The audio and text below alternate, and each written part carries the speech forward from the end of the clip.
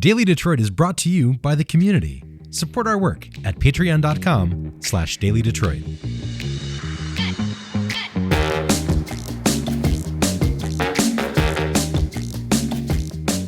Hello, friends, and welcome to your Daily Detroit. It is a beautiful Wednesday, May 24th, 2023, coming to you from one of Detroit's great neighborhoods, the North End. I'm Jer Stays, and across the table from me is Norris Howard. You know, there's just something different about having you in person. It is, man. It's fantastic. We're sitting here in studio, the soundproofing enveloping me like a wave of calmness washing over the entire show. Right, and if we scream, no one can hear us. That's right. A lot to talk about on today's show. This one, I was not going to get into right away until like 20 of you texted me. And that's when I know it's like, all right, we got to consider talking about it. And I threw it out there, and Norris is definitely willing to jump in on this one. There was a recent Free Press article, Detroit's 40-year reign as nation's largest majority black city may be over. Of course, we will link it to the show notes. You can also just Google that headline, and you're going to find it. There has been a lot of controversy with the census, as we've discussed a little bit. But as you look at the numbers now, Memphis is now a larger majority black city than Detroit. I will mention that, of course, Detroit has a higher percentage, but Memphis is still like almost 2/3 African-American. Mm-hmm. It is it's a psychological thing. It's a difficult story to talk about. And I feel like, why don't we just dive into it? Yeah, first of all, I just want to preface it by saying this is a big deal because for folks like myself who grew up here, it was a source of pride that the city of Detroit was a majority black city, and it wasn't, bombed into oblivion. You know what I mean? Like, people still lived here. We still had... And that's a real thing. Yes. Like, let's tell listeners real quick, being bombed into oblivion, you are not being metaphorical. That's not a figure of speech. Right? Like, we can talk about Black Wall Street. Absolutely, absolutely. And so if you want to look up that story, Tulsa, Oklahoma, Black Wall Street, please, by all means, go and look that up. But that was a source of pride for folks who grew up here like myself. But beyond that, it was so important because, especially nowadays when we're talking about these ideas of representation, of getting people into different fields and so on and so forth, in the city of Detroit, that was not something I ever worried about. When you grew up in Detroit, there were black political leaders, black doctors, black lawyers, black teachers, black principals. My pediatrician was black. My dentist was black. All of it. There was no sort of misconception that you could be black and grow up and be anything in Detroit. By the way, there was also the negatives. There was also, yes, crime. There was also drugs, all that stuff. So you got what I like to call the full tapestry of blackness in the city of Detroit. And I think when this story came out, it hit a lot of people like myself really hard because what that was telling us is not just white flight, quote unquote, but there's black flight now too. Well, that's been in the numbers for a while, right? Mm-hmm. Like, if you look at the numbers and pay attention to them, you can see that the vast majority of people leaving the city have been black, and the white population has been about the same. In fact, when I looked at the numbers, it's a little bit less than it was 10 years ago, which is kind of crazy with everything, but that's a whole nother conversation. Yeah, absolutely. And so I think the city of Detroit has a really important question that it needs to ask itself, right? And what I mean by that is the legislature, the leadership, so on and so forth. Because right now, downtown Detroit and certain neighborhoods, Courtown, whatever, are seeing these sort of resurgencies, are seeing people want to come back, are seeing new energy, new investment, new businesses, so on and so forth. But there's still that two Detroits argument. And obviously, I think listeners of this podcast will be very familiar with that concept. But for those who may be listening, there's this schism between downtown, Corktown, Midtown, Lafayette Park, so on and so forth, and quote unquote, the rest of Detroit, the neighborhoods, as they call them. And I think that is a very real feeling. And a lot of those people who are leaving and moving to the suburbs are not the folks who are living downtown, are the folks who are living in those neighborhoods. So if you were, somebody who grew up in North End, or if you were somebody who grew up in Brightmoor, if you're somebody who grew up in, Joy Road and Southfield, yeah, if you got a good job, chances are you probably moved to Southfield. Well, suburbs or someplace like Atlanta or South, yes. Right? Like that's another thing. I've noticed among kind of urbanist Twitter and social media, there's all this talk about transit and all this other stuff, but I feel like a lot of that young people discussion is focused on where like white people want to go. Mm-hmm. But like I at least my experience with a number of people that I know is that Atlanta, Houston, things like that are just as valid as destinations for young people, especially young people of color. Absolutely. And, there's a ton of us that have made that transition already. Like, there's, among black people of a certain age, Atlanta, we call it Detroit Junior, even though Atlanta's bigger. But it's because so many people from up here have moved down there. And there's a lot of love between those two cities. People from Atlanta come up here, they have family here, vice versa. So it's those types of things that really have contributed to the loss of African American population in the city of Detroit. And also, to be quite frank, there's just a lack of opportunity for a lot of those people. And what I mean by that is there's the growing, quote unquote, some college or people who went to school and didn't get degrees. There's not a lot of opportunity up here for that cohort. You got to have a degree to go work in automotive from the white collar perspective. Unless you want to go work in the plant, which a lot of people don't, there's not as many startups or white collar businesses in Detroit as there are in Atlanta or Houston. So you could go down there and find jobs almost immediately. There's also the conversation of the suburbs as well. Yeah. And the thing with the suburbs, and I think is a conversation that a lot of people in the city, and I'm not trying to be down on the city, I love the city, but there's a conversation to be had around city taxes, around services, around the schools that still have not necessarily gotten back to where they were even when I was growing up.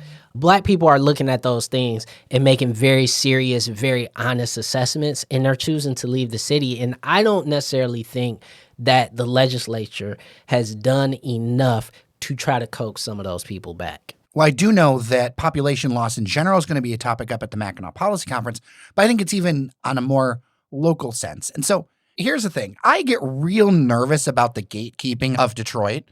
There is a crowd of people who are like, well, if it's not in the city of Detroit, you can't. I've been around long enough to remember, I remember Indian Village in the 90s, right? I remember all these things.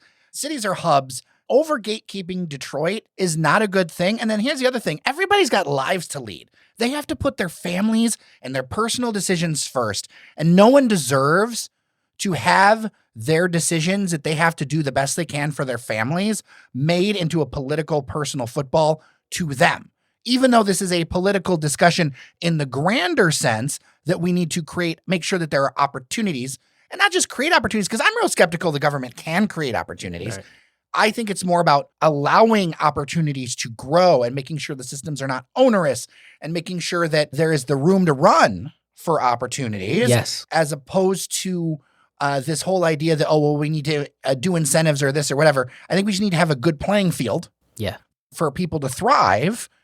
But to make it a personal decision like that, to go after people personally, I've seen it online. That's just gross to me. It is. And it's one of those things that I've seen it happen to a lot of my friends, a lot of my family members who have decided to leave a city. People don't even post about it. I went to New York recently. A few of my friends just went ahead and were like, yeah, I'm in New York now. I just didn't post anything. Hey, you want to get coffee? Yeah, it's ridiculous. They didn't want the blowback. Yeah, and the thing for me, though, because there is so much pride in this city, and I understand it. I have a lot of pride for my city. But the thing to me that is so important here is that not just what you said about people making the right decisions for their families, but when we're talking about how the city is trying to cultivate a environment, especially in the business environment, because at the end of the day, people got to go to work. They need to be able to feed their families. The more jobs you have here, typically the more people want to move here. But what I'm not seeing is that level of investment in the pockets of area where people live. You see it in Avenue of Fashion, where there's some investment. You got Bagley, some Fitzgerald bits, exactly, things like that. Exactly. But those are, Avenue of Fashion is wedged between two of the most stable neighborhoods in the entire city. And that is part of why those neighborhoods are stable, is because there are people who can go there, who could work, you could shop, you have amenities, you have this, you have that. You just now got a major grocer chain in Meijer down the way. So clearly there is a formula that works, right? That formula is not necessarily being replicated everywhere in the city, and that is something that I think sticks in my craw. I understand that, but I also look at that and go, there's only so many resources available. And that'll be something that we tie into another story we talk about in a minute, the Stone Soap Building. But the disinvestment problem is a real issue. There's only so many banks willing to lend. There's the reality that, these skyscrapers downtown, like a lot of that stuff was funded out of Dan Gilbert's pocket. And that isn't normally how it works. Right. Normally you get that out to banks and they're all involved in the project before you've leased everything or whatever. That isn't usually how it works right now.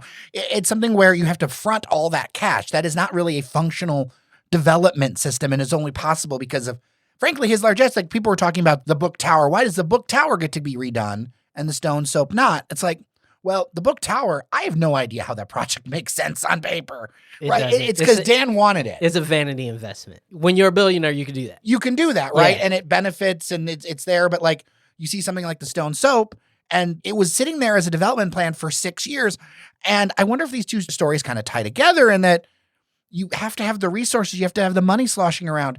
And so much of that money is, especially in the Black community, it's going to the suburbs and it's going out of town. And that's the thing, is that I'm not a billionaire, I don't know any billionaires. Maybe this is a silly thing to say, but how do we then incentivize those types of people to invest in more than just downtown? And that's the thing that I haven't necessarily been seeing. Sure, we have enough arenas. We don't need any more arenas, right? There's skyscrapers in every neighborhood of New York.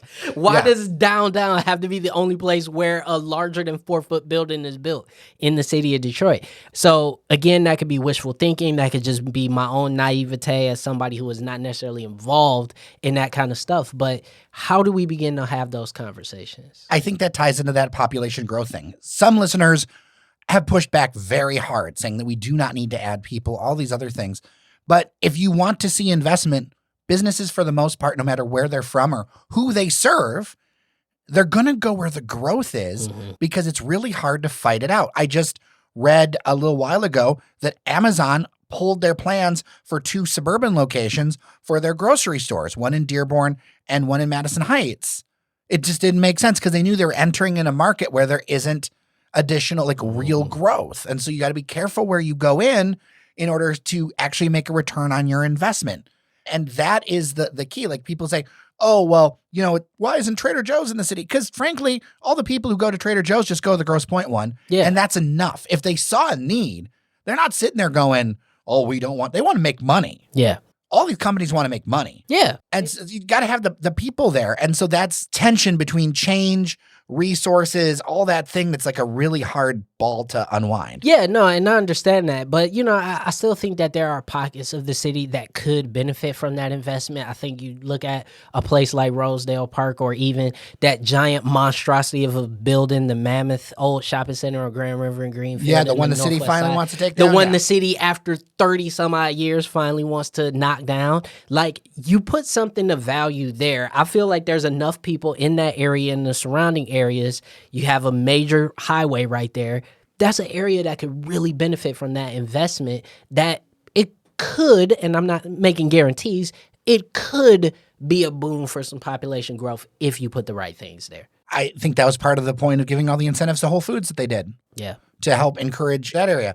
I also think that Metro Detroit, not just the city of Detroit, works a little differently than other places because we are so car dependent. Yes. Like so car dependent. Yes. That this goes back to my theory of anything can be a destination. And if it's a destination, people will come. Yes. Because once they get in their car, it's possible for them to go anywhere. So if you make a special experience, something that is memorable, or anything from, a friend's house or a party to a store to a restaurant, people will travel from all over Metro Detroit to it, because with the car, it just becomes kind of equalized. Now, it's a whole different conversation about equity and the large percentage of Detroiters who don't have cars. But we're talking about like the people who are going to fund these kinds of things. People just hop in the car and go. And just go. And I'm really looking forward to, the day where somebody decides to take one of those chances in the neighborhoods. We saw it in West Village where you had that this was the tiniest strip where Red Hook Coffee was, and you had like 2 restaurants right there, and you had the fitness center right there on Agnes, right there, that little strip on Agnes and Van Dyke. And from that little strip, you start seeing more people go to that area. In Detroit, Vegan Soul was over there. Mm-hmm. More people were coming to the area, looking at the homes. Oh, wow, that house is for sale. How much is that? Oh, wow, this building is for sale. How much is that? And so you like you said, you get people to come to these destinations and you begin to open folks' eyes. And in that sense, that's where the highways actually have been our detriment because you don't see the neighborhood. You're just on the freeway. You don't see what buildings are for sale. You don't see the potential for the neighborhoods. You don't see where a coffee shop or a shoe store or any of that stuff might actually be able to go because you just and drive past all of it. So I think that there is some opportunity in the neighborhoods, and specifically in these neighborhoods that are majority Black, that lack services. There's a lot of opportunity. And I think if you start building those types of job opportunities and retail opportunities, that you begin to at least stem the loss, and then you can start thinking about growth. Yeah, because it's hard to be middle class in Detroit. It is nearly impossible for a lot of people. That is the laugh of personal experience. It's, you know what, and the last thing I'll say about it is, I come from a middle class home, and that I'm very proud of the background and the things that my parents did, and my parents are still here, and I love it. You know what I mean? I love that they haven't given up on their neighborhoods in the city. It is possible you could do it, but they just need some help. Yeah. Let's talk about that Stone Soap building really quick. It is being demolished after a 6-year failed development plan by Banyan Development. It is right near the Grand Prix racetrack. I think that kind of accelerated things a little bit. I think that this is kind of the trend in Detroit, and frankly, a lot of cities. People don't move on things until they're kind of forced. Like if you ever worked a corporate job, you know that things sit in the queue until like somebody up top says, hey, we got to do it, right? Because that's just how people are. Mm-hmm. And the thing that pushed it over the top, just like the Super Bowl, whatever, is going to be the Grand Prix coming through, going to be on TV. And I saw a little bit of pushback that this one needed to be saved. Look, in a perfect world, I think of it like when I was at Chelsea Market or something like that, you could have made this an amazing thing. The plans that I saw, I went to the announcement like almost 6 years ago. They were going to put Shakespeare in Detroit in there. There's going to be some really cool things, and none of it happened. Nope. Because a lot of these announcements, just like a couple happening this week, are not announcements of things done or going to happen, but announcements that we need money. Yeah, please help us. Please fund this idea we have, which is what that is. One thing that I will say is I used to live not too far from that building. Right near the riverfront, kind of like it's right near the Orleans Landing homes, which are very busy. Like I went the other day and I took like pictures of the place because I wanted to go. Side tangent, and I'm sorry. You cannot tell the condition of a building through Google Maps. Please, everyone, stop doing it.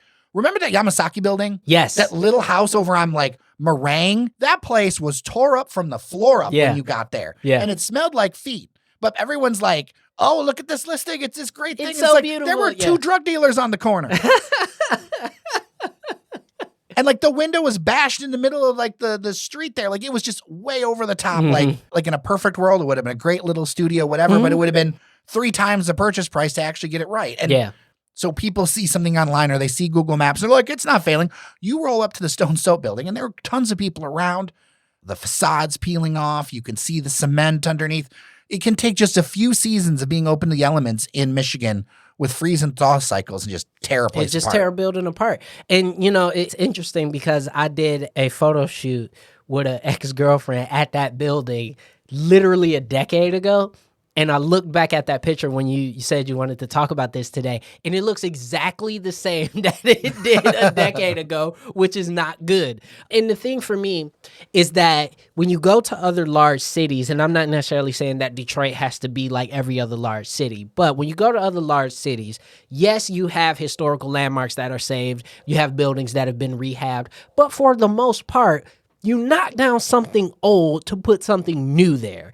And I really wish that we got more into the idea of we can't save everything. It is impossible to save every historical building or every old building in the city of Detroit. And what I hope they do with this site, which by the way, the riverfront has constantly been voted one of the best in the country, and that building just sticks out like a sore thumb. You walk along. A bunch of them in that Rivertown area, which is a real shame because we are coming upon a crisis of these old buildings where they either need to be saved or torn down, because a lot of these things, that stone sew building should have been fixed 10 years ago, 15 years ago, in the way that nature works and all that stuff. There's the vanity ballroom that's kind of on the edge of things. There's a bunch of stuff that reckoning is coming. And I would push back a little bit and say, we need to save whatever we can, how we can. Meaning, like, if we can reuse materials, things like that, do something to, because at some point, like,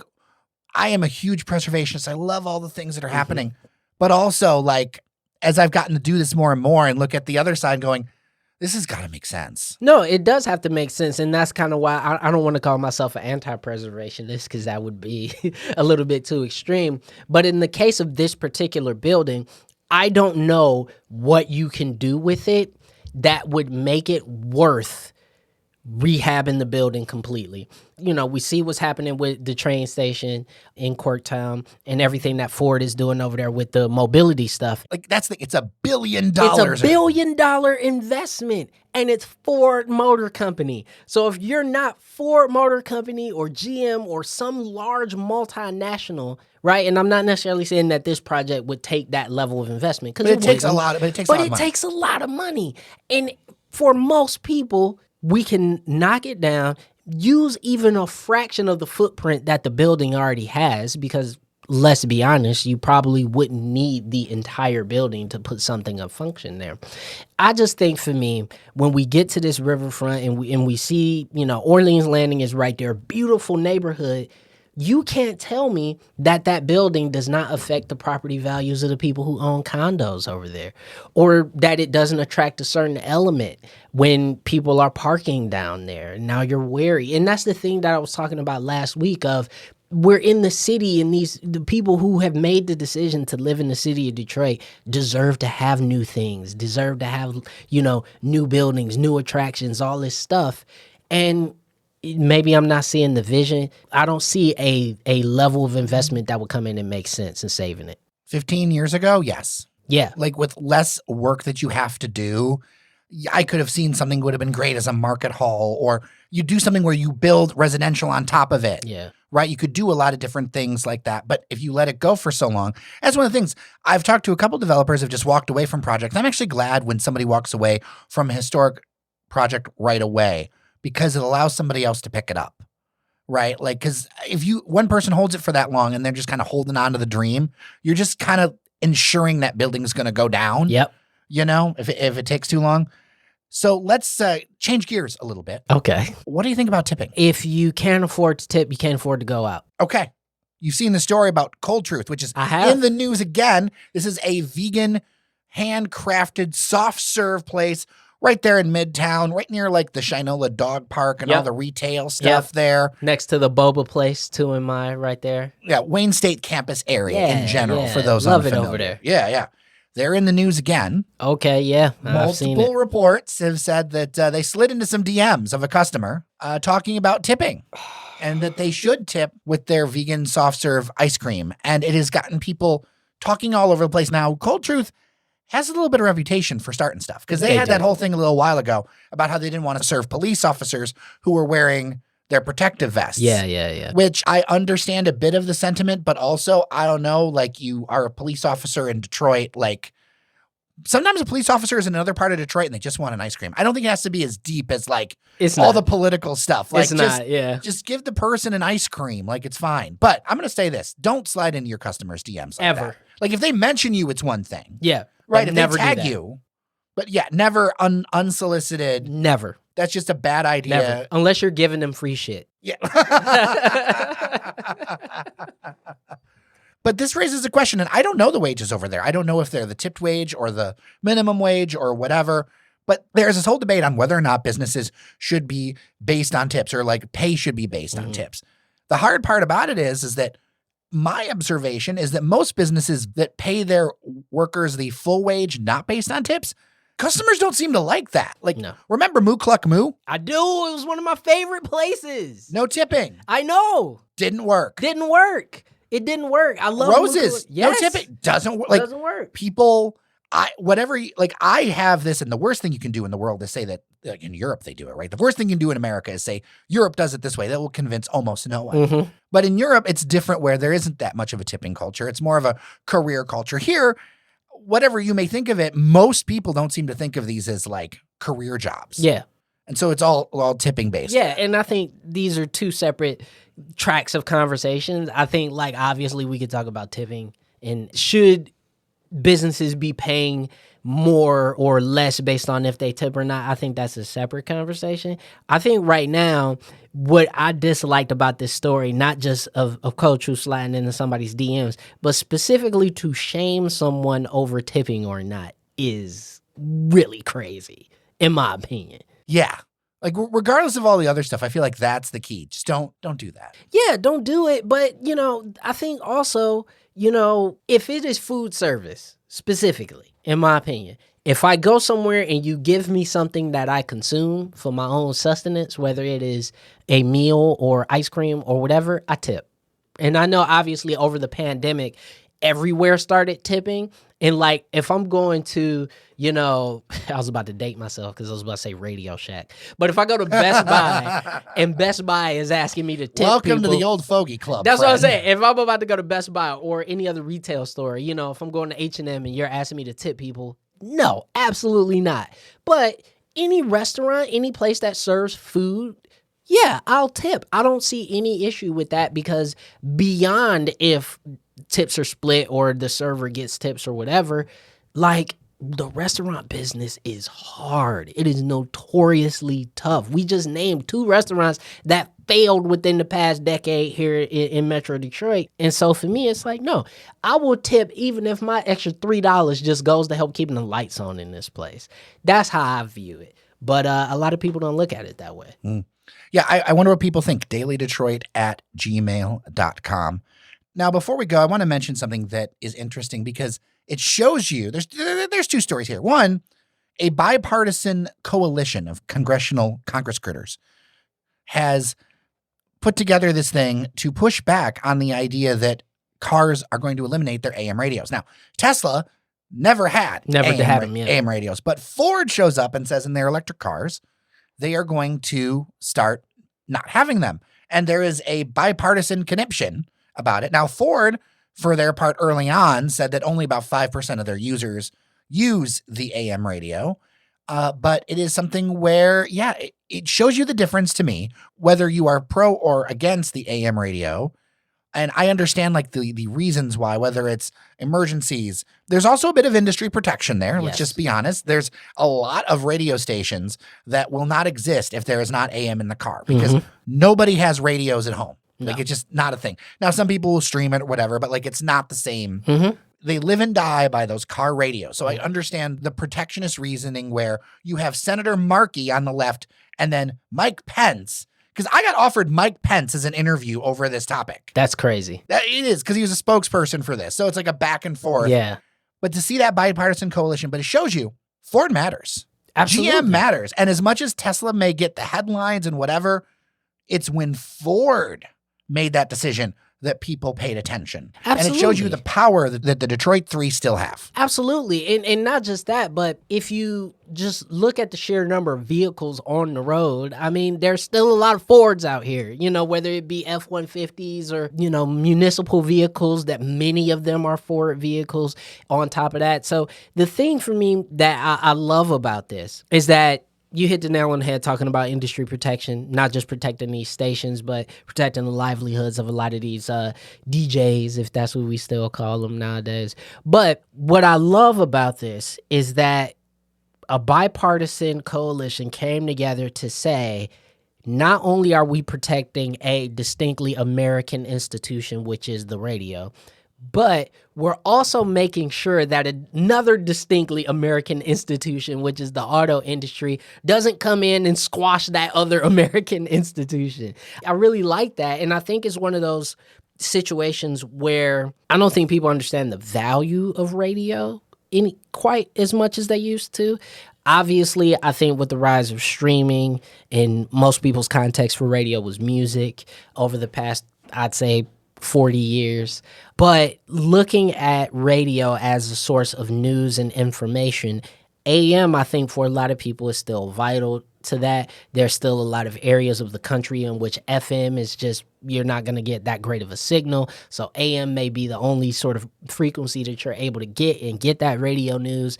And to be perfectly honest, at the end of the day, I don't know what part of the automaking process where AM radio takes up that much money or time. So here's the thing with electric cars, it actually does. Really? Because of the electrical interference of the engine. Got it. So this is where this is that they have to put on extra shielding. Now, Toyota's figured out its own workaround. Because, of course, Toyota. Yeah. But it requires extra shielding, extra stuff, whatever, to be able to make this actually increasing the production cost. Interesting. It's not as cheap as it was where you would just have the antenna that plugs into the head unit that everybody has. Yeah. Because if you turn on AM radio in a busy area or with, even if you can sometimes turn on a light bulb, it'll interfere with AM. Yeah. It's one of the reasons why if I do listen to AM, I usually stream it because it's so low quality, like it drives me crazy. But that's a personal thing. Yeah. No, that's interesting. And that's something that I didn't consider. But also at the same time, Toyota can figure it out. So can Ford and GM and the rest of them. I'm tired of that. I'm tired of hearing Toyota and Honda figured out how to do something and we can't. I don't want to hear it. It's not an excuse. So figure it out. Ford, GM, the rest of you, figure it out. Keep AM radio around because in the event of total war, we will need AM radio.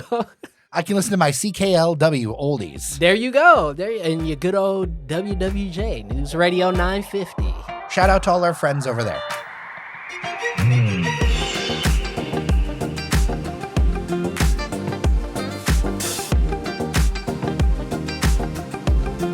All right. With that, I am Jer Stays. And I'm Norris Howard. Thank you so much for listening. As always, feedback dailydetroit@gmail.com. Remember that you are somebody, and we'll see you around Detroit.